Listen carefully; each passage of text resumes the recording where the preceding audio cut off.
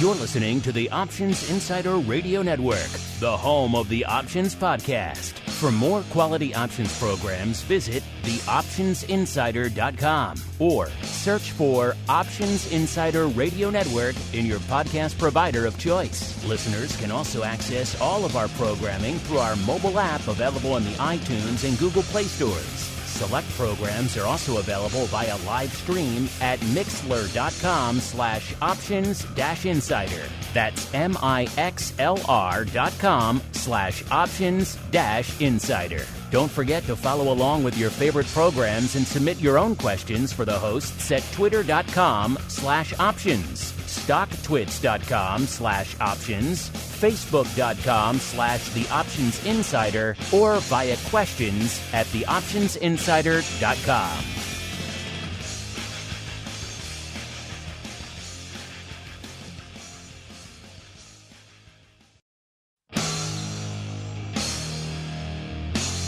And now, it's time for the show that breaks down the options market from unusual activity alerts to market analysis, strategy overviews, listener questions, and much more. If it involves puts and calls, then our all-star panel will break it down. It's time to hit the Option Block with your host, Mark Longo from the Options Insider Media Group, and co-hosts, Uncle Mike TOSAW from St. Charles Wealth Management, along with Mark the Greasy Meatball Sebastian and Andrew the Rock Lobster Giovinazzi from OptionPit.com. And now, get ready to hit the Option Block.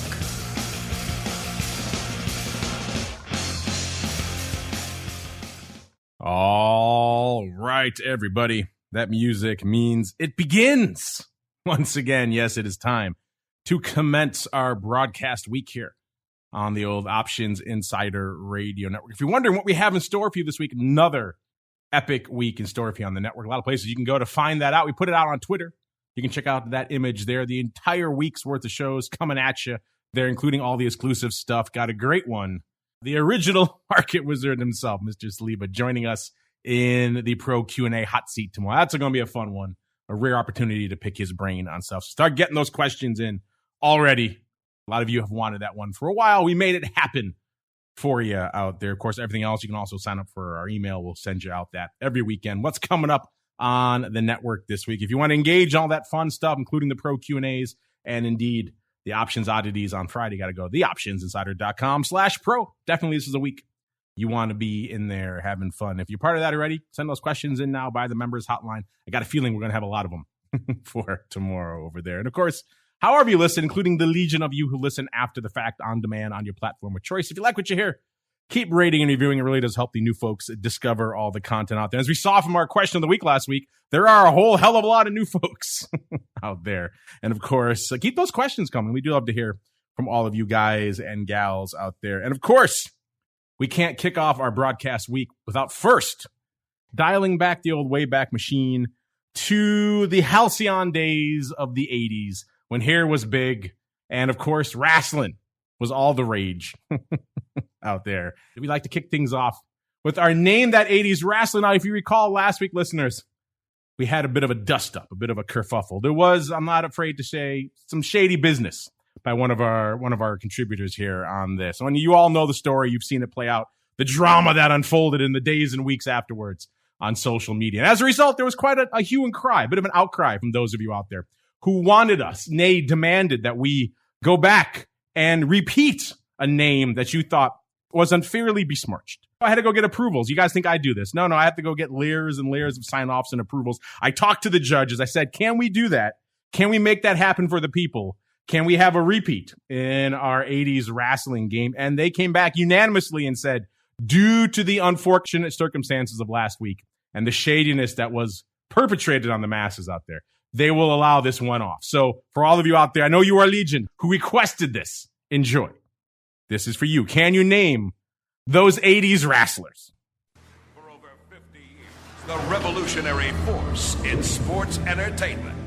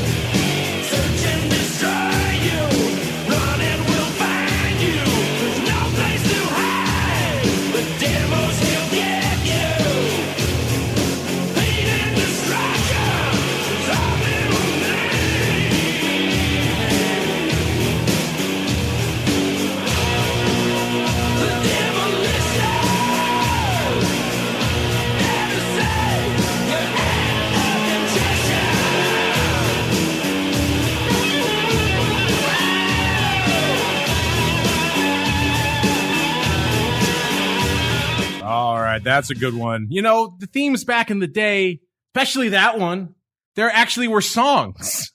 They actually had lyrics. You could kind of hum along to it. There were fun tunes back then, and this was one of the good ones out there. You know, the great Jimmy Hart, Mouth of the South. Everyone knows him as a manager. He actually did a lot of the theme music back then, along with Jim Johnston and a few others. So he was firing on many cylinders, including parts of that one. Who would have thought to rhyme act of contrition with the name of our team here that we're talking about today? Let's go out now because he wasn't part of our skullduggery last week. He has a fresh, clean slate coming into the show this week. None other than the greasiest of meatballs, Mr. Mark Sebastian from OptionPit.com by way of Carmen Line Capital. Mr. Meatball, A, welcome back to the program. And B, can you name that greatest of tag teams, sir? Well, the greatest of tag teams is the Legion of Doom, otherwise known as the Road Warriors. But that was Demolition. And a lot of people don't know this, but you know who Axe eventually is it Axe or Smash? I think it was Smash. Smash became Smash the Repo Man. Became the Repo Man, the worst gimmick in the history of time. Know that. The worst gimmick in history.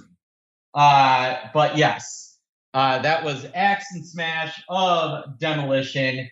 And everyone knows that in the order of tag teams, it goes Kai and Tai, then the Road Warriors, then the Rockers, then the Hart Foundation, then maybe Demolition. I'm sorry. That and last the part, Midnight Express. I forgot about that the last Midnight part. Express. Somehow got deleted. I'm not sure how that could have happened over there. But yes, Demolition. You are correct. The greatest tag team of all time. Well done. Yes, and we don't bring up the Repo Man days. We don't bring up the Crush days. Clearly Vince kind of had it out for them after a certain period, and things fell off. But in the heydays, from parts unknown, these guys were the kings. All right, let's go on out now. I debate whether he even merits a seat on the show this week, given the breadth, the shocking nature of his skullduggery, listeners. But nonetheless, the forgiving person that I am, we shall welcome on once again the uncleist of Mikes, Mr. Uncle Mike TOSAW from St. Charles Wealth Management. Uncle Mike, they have already been guests, so you cannot earn points for this week. But regale us, if you have them, with some of your memories of Demolition, sir, and the happy times that ensued. No, I mean, I liked Demolition. I thought they were a good tag team. I mean, just as a reminder, in the listener poll that we had last week, the Road Warriors did win 72-11, I believe, in percentages. So, I mean, our audience clearly favors the Road Warriors. And on top of that, the Road Warriors are undefeated against the Demolition. They've never lost to the Demolition. So, I mean, I think that pretty much says it all. But no, I thought they were a cool tag team. And I thought what they did a really good job with was kind of bringing some of that bad boy image, if you will, to the WWF back in the day. And, eventually they fizzled out like a lot of tag teams do and like a lot of things do. But what they did do is that they kept the era of the tag teams going. And I really wish they'd bring it back more. Or I wish they would have kept it going longer. Tag teams were not much of a thing as wrestling went into the 90s. And I think they made a mistake because of that. So definitely fans of the Demolition. But yeah, Mike, do you remember do you remember in the Royal Rumble when Demolition was number 1 and number 2 and they had to fight each other? Now you're speaking of that was a traumatic moment from my childhood. I had to deal with many years of therapy to overcome that.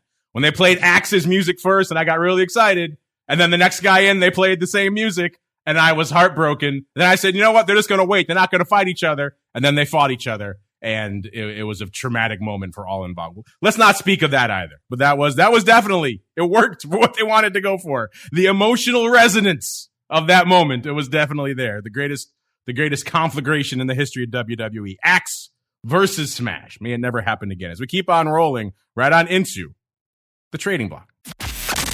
It's time to break down the latest topics, trades, and trends in the world of options. It's time for the trading block.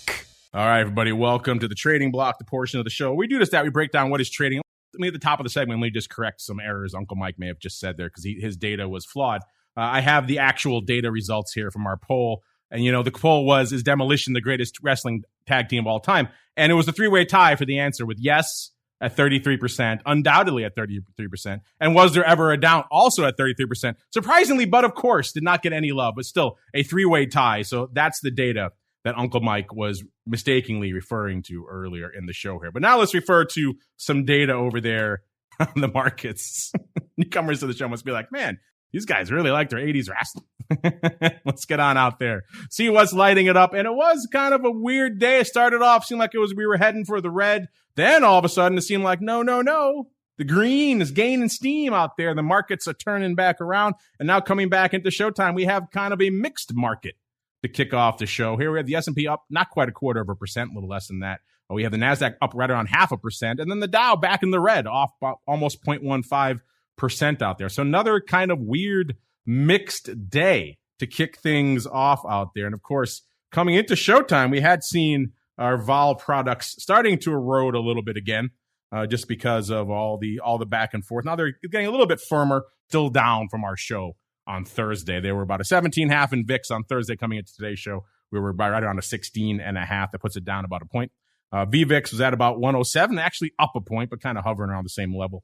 VXX, when we kicked off the show, was at about a 22.5 out there. That puts it down almost a point, about 0.75 of a point from this time last week. UVXY back firmly in the freaking teens, 17.85 when we kicked off the show. Listeners, that's down almost a full point as well, about 0.9 of a point from Thursday's show. And VolQ, the at-the-money vol of NASDAQ, man, that gave up the ghost really quick, didn't it? It was just in the mid-20s, not too long ago, it seemed like out there. Now it's at a 15.75 when we kicked off the show. That's down 1.25 points from this time last week. So a lot of vol coming in across the board. Let's go back out now to the greasiest of meatballs. He did get our question right here, our 80s question, even if he did add some personal color that was not requested by the judges. But that aside, Mr. Meatball, sir, what has been lighting up your tape out there? And what are your memories of that enduring moment of the Royal Rumble that shocked the world, sir? Yeah, that was a good Royal Rumble. I forget who ended up winning that one. Maybe Bret Hart. I don't know. But the big thing I'm watching is, volatility really falling off. We've got the VIX now. It's getting near red on the day. We did have a nice turnaround. We were down 20 on the open. We're now up 10. So a nice little turnaround for the market. And I think the big thing is that we've seen a big change in trend from the previous 6 months. Leading into October, we'd been talking about the fact that expiration week had just been like expiration selling every week. And then last week, we turned that on its head and the market went up. We're back above the 50-day moving average. The VIX is getting near lows that we haven't seen since the summer. And, there's some pretty busy options trading. We got a lot of the uranium names blowing higher, a lot of the clean energy EV space is up big today. And then energy as a whole, oil is strong, you name it. And there's some strength there. Technology is having a nice day today. Apple was down on the open. It's now up nicely, making a run higher, and looks like it maybe even wants to make a run at 150 again. The market as a whole is just it's holding up. I think we're heading for 4,500. I got to be honest. I think we're heading to new all-time high, and we might see the lowest settlement for the VIX on Wednesday of the year. That is lining up right now. Ooh, interesting stuff afoot. A lot of areas to fire on. Markets rally and VIX coming off.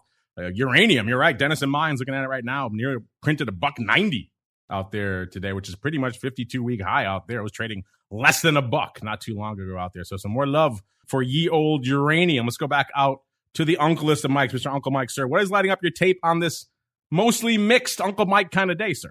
We got the S&P 500 up 10, and just going into the day today, we started off down 20 on the S&P, so it was not looking good for the bulls to begin the day, but apparently it is right now. We have a little bit of selling going on in the 10-year note. We still seem to have that magnet right in that 1.5% area for the yield. The other thing that we have going on today, I guess I believe Apple's having some type of event right now where they're going to do something with a MacBook, so that might be helping Apple a little bit. But I think right now the market's waiting for some reason to do something. And that something could be all the earnings announcements that we have coming up over the course of the next week. And so we're roughly 60 points off the all-time highs in the S&P 500 right now. And usually when we're kind of knocking on the door of new all-time highs, a lot of times there's going to need to be some type of an event to make this go higher and break through the new all-time highs. And the earnings could be just that. So that's one thing that I'm definitely looking at as we're parsing out this market today. Silver's roughly flat on the day, so we don't have a ton of move there. The other story, of course, is I'm seeing it all over on social media.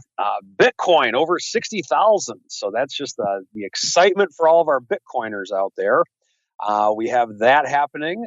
And so it'll be interesting to see where we go with that, to see if that can keep moving. Once again, my official Bitcoin position is that near term, it's a phenomenal thing to trade. I'm willing to bet. Long term, it's an awful investment. It's going to go the way of the dodo bird, and with where things are over the course of the long term. But with that, it is over 60,000 again. So there's a lot happening with it in the meantime. I think we're just waiting and seeing for earnings. Earnings are going to be the big thing over the course of the next week or so, and a little bit past that. And I think the real moves of the market are going to be shown at those times when we see earnings announcements released. And in the meantime, I don't think we're going to have very large movements until we see what the earnings are. Well, let's get to those earnings in a little bit. We have hot off the presses as we speak, listeners, coming on in from our friends over there at ORATSLAM. We'll get to all the earnings move results and earnings season reports in a little bit. But first, let's break down the numbers for what we're seeing right now. Let's start out there in the land of the indices. And VIX actually doing a wee bit of paper out there, listeners, at about 350,000 contracts right now. The ADV, about 100 grand more than that, right around 450,000 out there. So it looks like a pretty robust day out there in the VIX. You buying what the meatball's selling? You think we are heading for the lowest settlement of the year tomorrow? We shall find out there in the land of VIX. SPY, 2.8 million contracts on the tape. That's some paper, but not quite at the ADV. It's pretty close. It's right around half of the ADV, which is closing, just ticked up to 5.75 million. So the SPY numbers continue to tick up there, closing in on 6 million ADV for SPY out there. The S already over 1 million, listeners, 1.02 million contracts on the tape. The ADV out there, a very robust 1.7 million. The Q is actually lagging the S, which is interesting. We've seen that a few times now in the last couple of weeks. The Q is at about 802,000 contracts. The ADV out there, 1.63 million. So the S in pretty much every facet surpassing the Qs these days, which is interesting. IWM, 318,000 contracts on the tape. The ADV back below 600K, 592,000 contracts out there. Let's go to the land of single names, the ever fascinating, ever evolving land of single names. This is where a lot of the action is these days, and number 10 on our top 10 most active out there today. By the way, it cost you almost exactly 250,000, 253,000 contracts to break into the top 10 today. So if you listened for a while, you know that's a decent amount of paper to break into the top 10, listeners. That gets you to good old SOFI back in the top 10 out there today. And again, 253,000 contracts trading 2064, up about 1.25 just today. So nice pop for them. Number 9, Softy, 255,000 contracts. Number 8, NVIDIA. They're kind of a perennial top 10er these days. Number 8 today, 275,000. Number 7, it's NEO, also a perennial top 10er, 345,000 contracts out there. Number 6, it is Fuel Cell Energy. Haven't seen them in the top 10 in quite some time. Ticker symbol FCEL, trading 884 today, up about $1.50, nearly 20%. So a nice pop. Needs to be a nice pop for them. And I mentioned my cousin used to work for a fuel cell thing out in Connecticut, and this is headquartered in Danbury, Connecticut. I wonder if it was this one, if it was fuel cell, in which case that was 20 odd years ago. So they've been around for a bit in this fuel cell space. And again, I've said it before, I'll say it again. This fuel cell space is kind of the hot again, cold again, hot again, cold again. Clearly today it is hot again and good for 397,000 contracts. Number 5, Facebook, 439,000 contracts. Numbers 4, here we are. The symbol Twinology back together again. Number 4, AMC, 459,000. AMD actually taking the title today. Number 3, AMD, 547,000. AMD lighting it up out there today. Number 2, yes, I said number 2. They have some news this week, and still only number 2 is Apple, 741,000. That means number 1 has to be the T-Dog, a.k.a. Tesla, out there today. 865,000 contracts, up 28.5 points, or 3.4% out there today. Trading 871 out there. So, yeah, Tesla just on fire out there today, even though not really on fire from an options perspective, not even hitting the 1M level, but still. Robust paper all across the board. Speaking of robust paper, we're going to see a lot of robust earnings paper. If you're even remotely intrigued by what's going on from an earnings vol perspective, listeners, you got to get out to theoptionsinsider.com. Click on the Options News and Articles tab. That's where you will find the freshly updated earnings move results, and earnings season reports from our friends over there at Orasland. Let me just break down some of the names that are popping off here this week, listeners. Tomorrow, we got J&J. P&G, so the acronym names. We got Netflix and United Airlines. Wednesday, Verizon, Abbott Labs, Tesla. You may have heard of them. IBM, Discover Financial Services. Thursday, AT&T, American Airlines, CROX, they of the infamous rubber shoe variety out there. Southwest, being some headlines out there of late as well, not the best. Snap, Intel, Chipotle, and Mattel. And Friday, we have American Express and Honeywell. And let's see what we've got here before the bell. These are results reports for some names out there today. Let's see if anything popping off before the bell today that is of interest. Well, we had State Street before the bell, back to the financial earnings out there. Their ticker symbol STT. They were at 92 3/4 going into their announcement. They were pricing in 4%. They delivered 3.7%. So not a lot of change out there in their announcement. And we've got a Dutch multinational conglomerate popping off before the bell as well. And we have Albertsons, the grocery company. They were at, 28.5 going into their announcement. They were pricing in 6.2%. They delivered 3%. So that's more along the lines of what we've been seeing out there of late. The season so far, listeners, again, we have 1 week under our belts. But so far, guess what? It's in the green. It's in the green, 106%. So that means our season is averaging at 106% right now. I do not expect it to stay there for very long. But for now, we can all enjoy and just bask in the reflected glow of earnings outperformance, because it's been a while since we've seen that, listeners. But you know what? Let's look ahead a little bit, because this is where the action and the excitement lurks. We have the newly updated earnings reports coming up for this coming week. And like I said, there's some names popping off. Let's just hit a couple of these here. Tomorrow, before the bell, we got J&J. They're at 161.30 as of this report. They were pricing in 379. In the past, they moved 264. So getting a little bit more juice out there. Again, given what's been going on in that side of the market, kind of hard to argue. P&G, they're at tomorrow before the bell as well. 144 and about a half. They were pricing in 312. In the past, they moved 297. So a little bit of extra juice out there. And again, any extra juice is worthy of note these days. Netflix, they're on the 19th after the bell. 682.30 is where they were trading. They were pricing in about $35. In the past, they moved 37. So a little bit less juice in the old Netflix. United Airlines, they're on the 19th after the bell. $48 even is where they were trading. They're pricing in 220. In the past, they've moved 236. So a little bit less juice there as well. Let's go out to Verizon, 52 1/4. They're on the 20th before the bell. They're pricing in nearly $1. In the past, they've moved about 3/4 of a buck. So a little bit extra juice, and percentage-wise, a whole heck of a lot of extra juice. On the 20th after the bell, we got good old Beamer. Don't talk about them much anymore. 144.61. They're pricing in 5 1/4. In the past, they moved 707. That's a lot less juice. Wow, here we go. Let's go to the names you guys are after. Tesla. On the 20th after the bell, 843, pretty much even is where they were trading. They're pricing in $38.5. Get this, listeners. In the past, they've moved 51.60. I think the technical term for that is dang. Wow, that's a lot less vol. Interesting. I need to dig into Tesla a little bit more. But perhaps, again, I haven't looked at it myself, but perhaps, dare I say it, a little light on the vol. Look how much they're moving today. A lot less vol in Tesla land, which is interesting. American Airlines, about $20 even. They were pricing in 84 cents. In the past, they've moved about $1. So not a lot of wiggle room there. CROX on the 21st before the bell.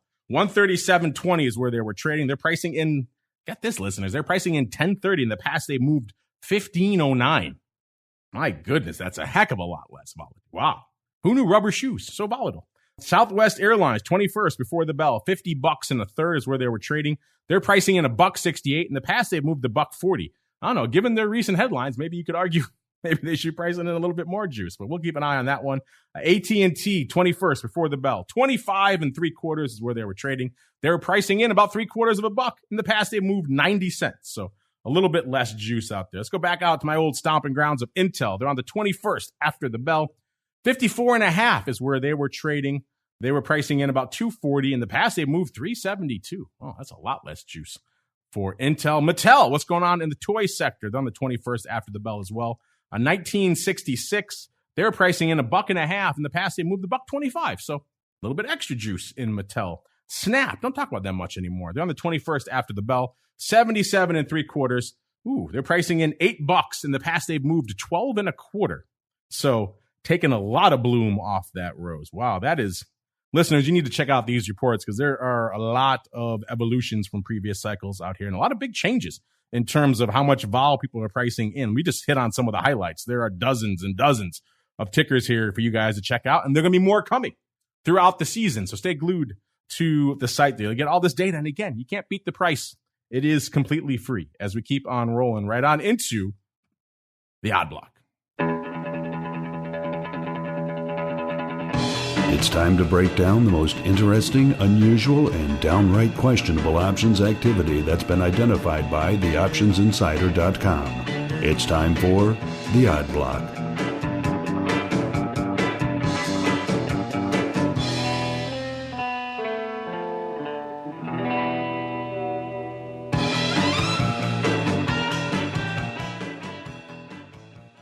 All right, everybody, you know what time it is. It is time to get weird and wild and perhaps even whimsical. It is time for the odd block. Let's kick things off. Let's go out to NetEase. I haven't talked about them in a little bit. Ticker symbol NTES, of course, Chinese IT company. Trading right now, 98.44, up about 288, nearly 3% today. So a nice pop for them out there in NetEase. Of course, on the last year, it hasn't been as exciting, at least net. They've had some movement in between, but net on the year hasn't been the most exciting of years. They were trading a year ago 87.35, so down about $11 from where they are right now. And they kind of hung out there for a while. They started rallying in December. They went from the low 90s all the way up to pretty much topping out, looks like at their 52-week high of 134.33. And that was kind of the best it got for them. They sold off again pretty promptly. By March, they were back down to 102. And they kind of hovered in that range for a while until May. They were still trading right around 101. Then they tried a little bit of a resurgence, got up to looks like about 118, 119 actually in May. Hovered there for a while. And then in July, on July 21st, they got clipped again, sold off down to $88. Tried to rally back up to 105, gave it up again. By August 19th, they were trading their 52-week low of 77.98. And then they kind of rallied again there, got up to $96 on September 1st, and then gave it right back. So this has kind of been a lot of peaks and valleys here on this chart over the course of the year. Back down to $79.95 on September 21st. And then recently they've tried another leg up again. They were trading $82.14 on October 4th. By October 6th, they were trading about $89. And by the 8th, they were trading $96. And that's kind of where we find them right now, taking another leg up about, what did I say it was today? Up about almost $3, $2.91.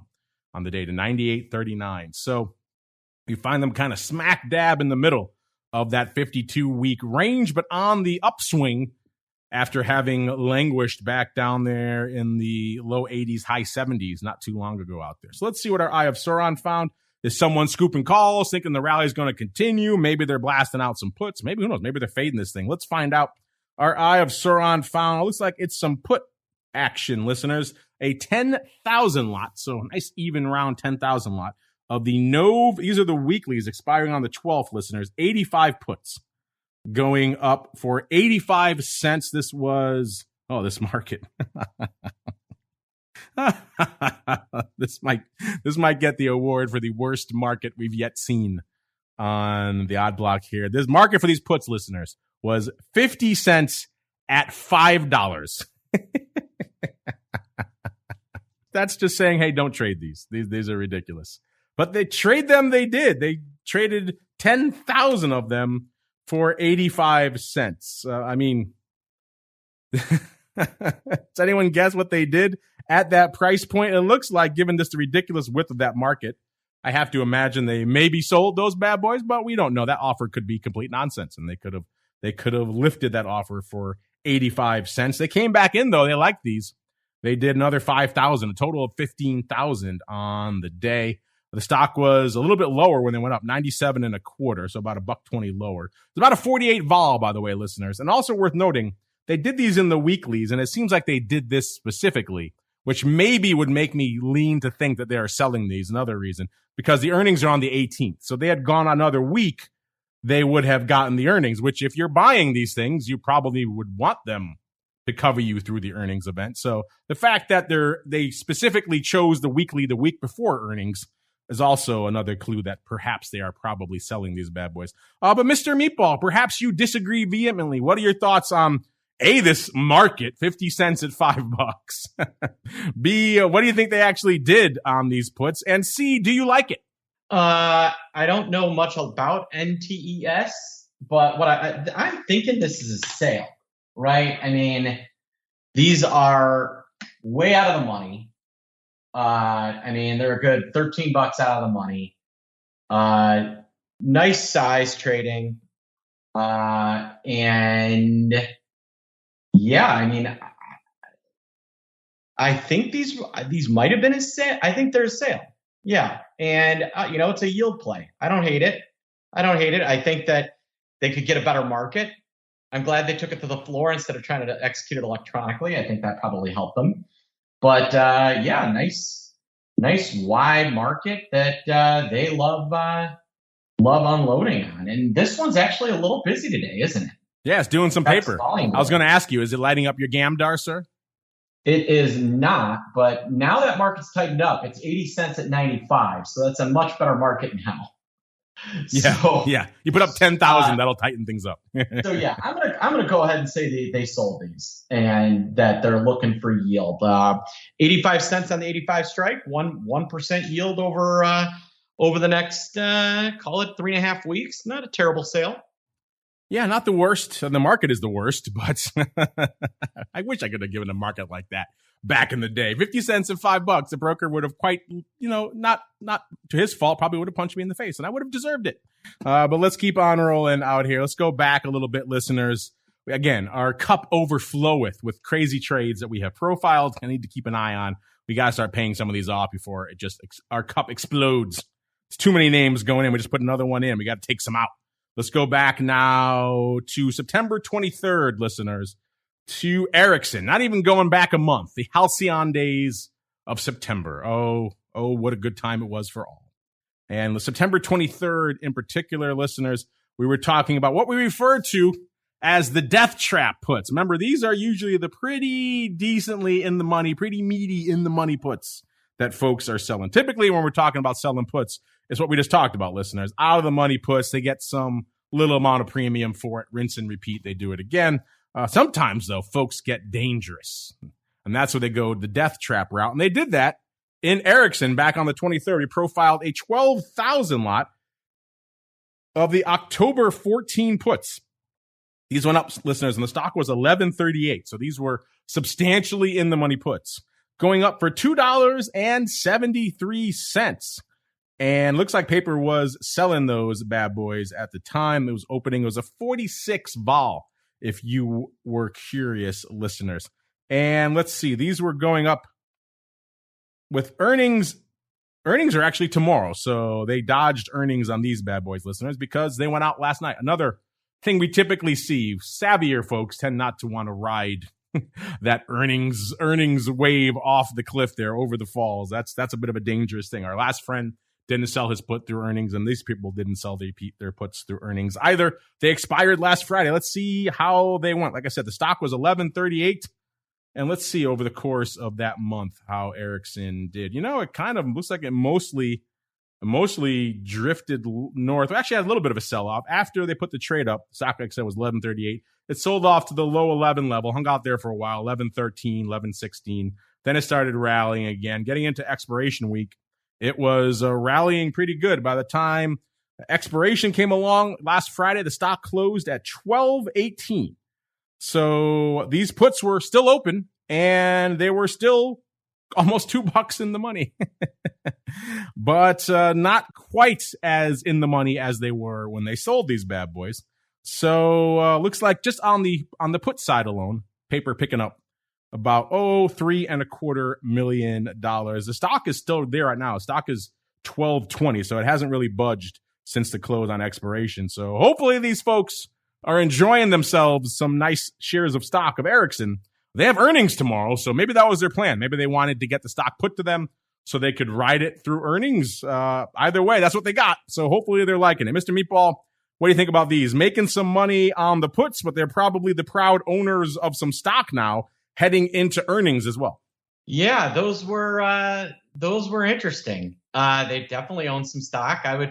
If these were a little more expensive, they might even be MEFI. Because they were close. They were on the cusp, but not quite. They were on the cusp. But I need the stock if they had sold like the 17s, they would have been MEFI. Little bit of premium, probably a way they probably wanted the stock. That would be the way I would, the way I'm looking at the way this trades. They probably wanted to take delivery and get some primo out of it, and they're probably happy campers and willing to ride Ericsson up. Well, let's hope they are happy because they got what they wanted. They got their stock right before earnings. So yeah, there you go. Then you sell those kind of in the money puts. You got to be happy taking the stock, and they got the stock. They can't be too mad with the trade. We'll see if they're a little bit more angry after the earnings tomorrow. We'll keep an eye on Ericsson as we keep on rolling. Oh, Mr. Meatball, good thing you're on the show with us today because we get to go back now to your favorite name of all time. This is Darden Restaurant. Same show, September 23rd. We profile what looked like a kind of a risk reversal / collar going up out there in Darden Restaurants. It was at the time, let's see, the stock was $159.39, and someone was putting up about 5,000, about 5,200, really, of the OC 150, 170. Looks like a collar, so we're gonna talk about it that way. They bought the puts through the offer for $1.90. Excuse me, bought the puts through the offer for $1.90. Sold the calls through the bid for 59 cents. So they net did that whole collar for $1.31 that they paid for that collar.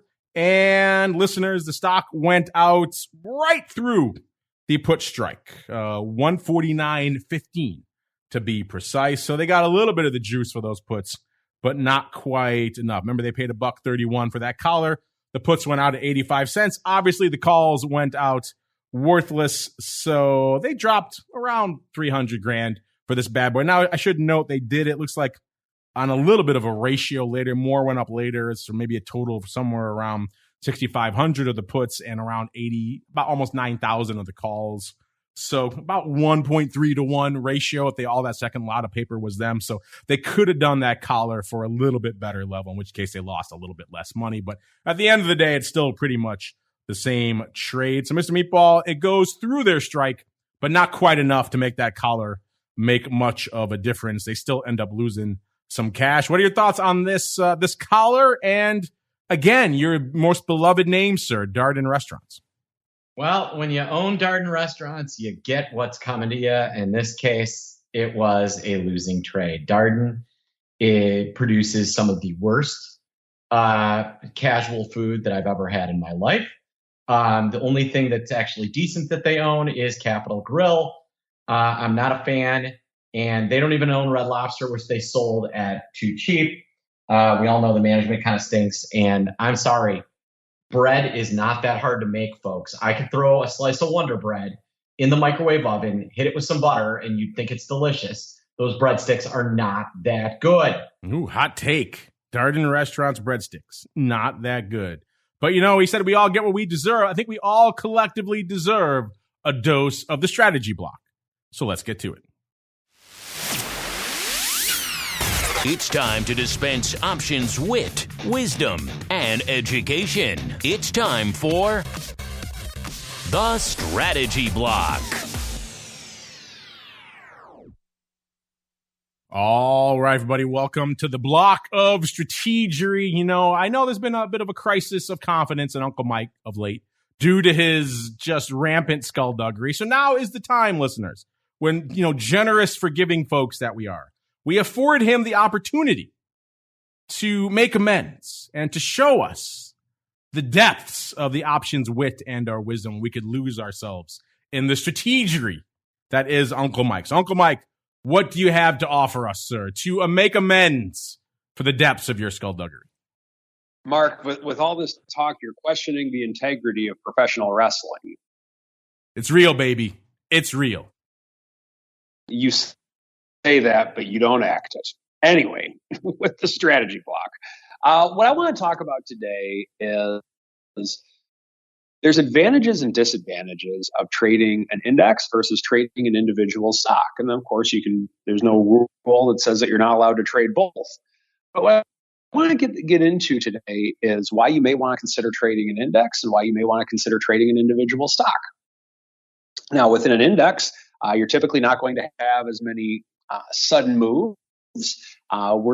With earnings coming up, we'll see a lot of companies, the Googles, Apples, Facebooks, Amazons, you'll see them move 8-10% in a day after an earnings announcement comes out after hours. Now, of course, you can use that to your advantage in the option trading world, but also that can be something that can be used as a big disadvantage against you if you are not on the correct side of the trade. Now, on an index, on the other hand, the index will move some over the course of the next couple of weeks, but it typically does not move near as much as certain individual stocks do because it is made up of multiple stocks. You have 30 stocks in the Dow, you have 500 stocks in the S&P 500. Now, with that, for individual aggressive trading, I personally prefer trading the S&P. That's what I probably spend about 90% of my time doing during the day. With that, also, I do invest and have client money invested in individual stocks. And so we have our strategic night fund at RCM to where we have a basket of stocks. We have our covered call fund to where we have various stocks, and we're selling covered calls and call spreads and short puts, doing things like that. But ultimately, I think the important thing here is to have an understanding of what you're getting when you're trading an individual stock versus trading an index. So, for example, if I were to buy a call on a high-flying individual stock and the stock goes higher, I'll probably make more money than had I done the same thing on an SPX or a DJX or an NDX option, depending on what index, or an RUT, whatever you wanted to look at. Individual stocks typically do have a lot more movement in them. However, let's say that I want to be a premium seller. And I think, oh, wow, I can get more premium if I sell it against an individual stock. Well, understand that once again, when you have the large moves in earnings that we're likely going to have over the course of the next couple of weeks, now it could be a resounding meh, as to quote my colleague Mark LONGO, with earnings. But if you do have those large movements, there is going to be more risk involved while taking on that risk. So I'm of the school of thought that for shorter term trading, my preference is typically in the index. Not to say that I'll never buy calls on Amazon and Apple or something like that, but typically what I prefer doing for aggressive trading, whether it's selling verticals, whether it's buying diagonals or horizontals, or just buying calls or butterflies, I like to use the index. I feel that with a lesser move, that is more boredom, if you will, but there's less surprises. Now, of course, there is still plenty of surprises because there's nothing certain, but I prefer the index with my own money and my client money just because of the fact that there's no other major asset class that has outperformed the S&P 500 over the last 100 years or so. And if you're invested in the S&P 500, you're invested in 80% of all U.S. business and commerce. And I feel more comfortable with that as what I'm trading, or investing for that matter, personally, than any individual stock. So with that, have an understanding of what you're trading and why you're trading, and understand the risks of each, regardless of what decision you make. And that is the strategy block for today. All right, we got a little time here, so let's keep on rolling into a real quick mail block. It's time to take your seat on the All-Star panel as we read your emails, tweets, Facebook messages, website comments, and much more. It's time for the Mail Block. All right, everybody, welcome to the Mail Block, the portion of the show where you guys ask questions. And also, usually, beginning of the week here, we like to pay off last week's question of the week. Last week was a pretty fascinating. I love them all. They all provide interesting insight into what's going on with you folks out there. But last week was kind of an intriguing one. We asked you, there's been an explosion of new options traders entering the market since the pandemic. So we thought we'd ask you, when did you start trading options? Gave you 4 timeframes: post-pandemic, post-great financial crisis, post.com bust, or you're in the old school market maker or trader category. And it broke down not quite half, about 45% almost of you chose the post-great financial crisis period. So sometime between 2008 and now is when you got lured to the dark side of options. But recent additions, recent entrants, the post-pandemic crowd had a strong showing, 30%. It kind of hung out around a third for most of the polling out there. So 30.1% of you have started trading options just pretty much in the last 18 or so months. So that's really interesting. And again, we see that anecdotally looking at the numbers for our shows and things, but it's always fascinating to see it in stark relief right in front of you. So that's very brand new. Again, if you are amongst that cadre of new traders, check out the episode of Options Bootcamp we just did over there, where we pretty much break down, what's really not normal about these markets and what you maybe shouldn't expect over the long term. But if you're just coming into options now, maybe your frame of reference a little bit skewed, pun intended. Check out that episode. I think it'll maybe help set you straight on some things out there. .com bust period, 14.6%. And the old school market maker, trader, broker crowd came in at about almost 11% out there, which we know there's a lot of pros floating around out there as well. Just obviously not as many of you as there are the post-pandemic crowd, which, again, gels with what we're seeing out there. Let's go on out now to the question of the week this week. Kind of a corollary to last week's question. We asked you last week, when did you start trading options? This week, we thought we'd ask the related question of why. What was the catalyst? What brought you to the dark side of trading options? We gave you 4 reasons. Obviously, it's hard to encompass the entirety of why you might start trading options with only 4 choices. So have at it if you have other reasons why you got into options. But we gave you 4 choices. You wanted to catch the meme stock wave, which for a lot of you coming in the last 18 or so months probably was a big driver. Also, you wanted to just find a way to hedge your stock portfolio, or maybe you wanted to improve on the leverage of said stock portfolio. Maybe you're graduating from another derivatives product, futures. So those are the 4 choices we gave you. Again, there are a legion of potential choices we could have thrown out there. And let's go out. Let's go on the horn really quickly and see what people think. Let's go out to the Meatball first. Again, this just went live before showtime, so it's still early days, Mr. Meatball. But what do you think is winning our poll for why people are trading options these days, or why they got started trading options, I should say? Catch the meme stock wave, hedging their stock portfolio, higher portfolio leverage, or they graduated from futures? I would say meme stock wave. Interesting. Mr. Uncle Mike, same question for you, sir. Which of these do you think is leading the race right now? I'm going to go with leveraging their holdings. Winner, chicken dinner for Uncle Mike. Right now, 2/3, 66.7% saying higher portfolio leverage. It's a tie for number 2. And with hedging my stock portfolio and graduating from futures, both around 17%. No love so far for catching the meme stock wave, which is surprising to me. Again, it just has been live for, a few minutes. So we'll see how this evolves over time. Get on over there to @options on the old Twitters. Make your voice heard. And one of the reasons I love this one is because I'm looking forward to your others. I'm sure there are many and varied other responses to this. So hit us up with those. You folks have never been shy with your others. So I'm looking forward to those as well. As we keep on rolling to let you know what we're keeping an eye on, it is time to go around the block.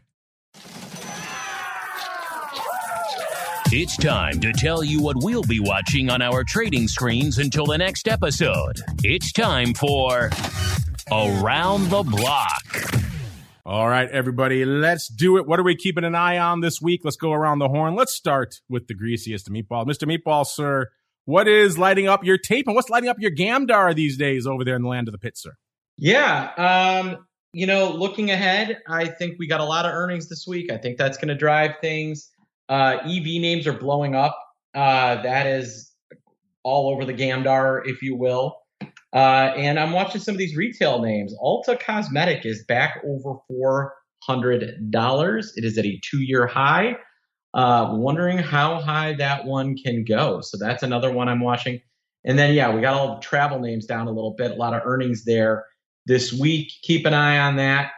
I think the other area where there's some big earnings, CSX has earnings on the 20th after the close. That is a name I'm watching closely. I want to hear what they have to say about transportation, what's going on with coal, and what's going on with all of the backlog of supply chain issues. Mr. Uncle Mike, same question for you, sir. What are you keeping an eye on this week? 4,500, 1.5, and earnings. Very simple to say the least. Seeing if we can make another run at 4,500 as the meatball thinks we can. Watching the 10-year note to see where we are with the 1.5 level, to see how close we can stay to that general area. And there's a lot of earnings coming up. There are a lot of earnings coming up indeed. And you know what else is coming up, listeners? Stay tuned. If you're listening live, you'll get the crypto rundown in about exactly an hour. Got great guests joining me to help break down these crazy moves Uncle Mike was alluding to earlier out there. Got Bitcoin back in the 60K range. And some other big moves and some other products. Big news out there as well on the ETF front. A lot of big stuff going on in the world of crypto. So we'll be breaking it down in about exactly an hour. If you're listening live, we're going to have to rejigger a little bit. So bring on our guests for the next show. So we'll be turning off the live for a little bit. But we'll be back in exactly an hour for all that fun. And of course, if you're listening after the fact, just hit next. It'll be ready and waiting for you on your device of choice. And Mr. Uncle Mike, if folks are intrigued, they want to learn more about the land of St. Charles, where should they go? What should they do? They can follow me on Twitter at Mike TOSAW, TOSAW, or visit my website, stcharleswealth.com, if you're looking for a financial advisor who likes the option product. Mr. Meatball, same question for you, sir. Where should they go if they want to learn more? Maybe check out the Gamdar. Yeah, go to optionpit.com. We're writing awesome VIX content, awesome options content every day. Make sure you're coming to visit the site every day to get the latest and greatest analysis on options in the world that is not executed over podcasts. I was about to say, sir, you're about to walk a very fine line, but you walked it back. Well done. Optionpit.com is the place to go to learn more. And, of course, we'll be back again for this show on Thursday. In between then, of course, we got an awesome pro Q&A coming up tomorrow with the one and only Mr. Tony Saliba. Of course, we have Wednesday. We have Options Bootcamp, Options Playbook Radio. And, again, we'll see you back here on Thursday for episode 2 of the Option Block. You're listening to the Options Insider Radio Network, the home of the Options Podcast. For more quality options programs, visit theoptionsinsider.com or search for Options Insider Radio Network in your podcast provider of choice. Listeners can also access all of our programming through our mobile app available in the iTunes and Google Play stores. Select programs are also available via live stream at mixlr.com/options-insider. That's mixlr.com/options-insider. Don't forget to follow along with your favorite programs and submit your own questions for the hosts at twitter.com/options, stocktwits.com/options, facebook.com/theoptionsinsider, or via questions at theoptionsinsider.com.